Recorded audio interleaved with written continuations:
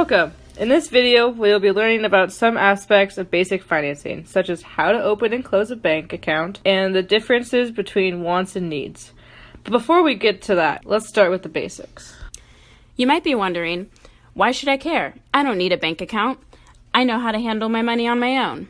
Here are some points that show the importance of having a bank account and having sufficient knowledge in finance. At your new job with the Kansas City Royals baseball team, you are gaining more money than you ever had before and need to learn the proper ways to save and invest it so that you can have the money in the future. With your new learned basic finance knowledge, you can eliminate owning money to the bank, which can make life a lot easier for you. And finally, by learning the proper ways to save and invest, you can actually make more money so that even after you finish working for the Kansas City Royals, you can continue making money.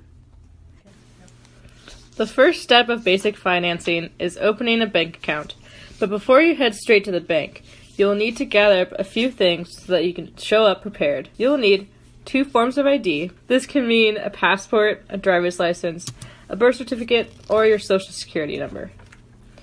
You will also need your social security number, documents that prove your physical address, so this can be a lease agreement or a utility bill, your immigration documents, a U.S. taxpayer identification number, an alien identification number, local banking history, and money to deposit into your account. Your next step in opening a bank account will be finding a bank. You'll want to find a bank that is affiliated with the United States. Some examples of United States banks are Bank of America, U.S. Bank, Wells Fargo, Citibank, Capital One, or J.P. Morgan Chase. Once you have found your bank, you'll want to visit them in person. Be ready to talk to anyone at the bank. Some employees may be rude. If this happens, try to stay calm. This will help the process move much faster. Remember, this is not a standard process. Helpful tip.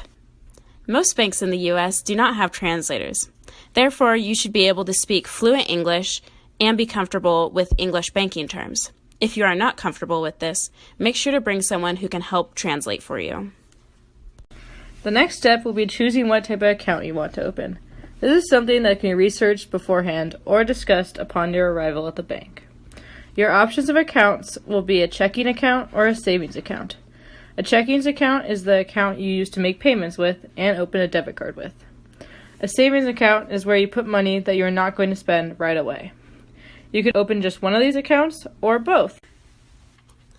After you have chosen what type of account you would like to open, you will have many forms to fill out.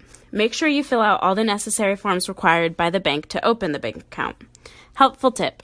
Take your time when filling out the forms. Any mistakes can risk rejection of your application for the account. If you do make a mistake, don't worry. Simply cross out the mistake and countersign on the form where you had previously crossed something out. Your next step will be to read and agree to the terms of your bank. You will have to agree to certain rules and accept responsibility for any and all activity in your accounts.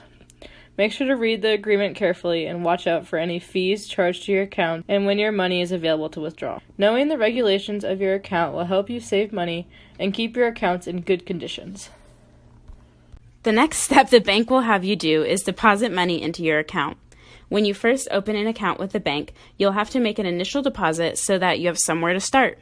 Some ways to make your initial deposit are to deposit cash, deposit a check, or set up direct deposit with your employer. This is what you will most likely be doing. Congratulations! You just opened a bank account. Now you just need to start using it carefully. Helpful tip. Sometimes we can get caught up in buying too many things that we do not need, such as cookies, unnecessary clothing, or things that do not have a purpose or benefit you. This can be a waste of money. Make sure to only buy things you do need, such as healthy food, shampoo, baseball gear, or your bills. If you plan to leave the United States for a long period of time, your final step will be closing your bank account. To do this, all you have to do is go to the bank that you have an account at and tell them you need to close your account. They will then give you a check with all the remaining money in your account.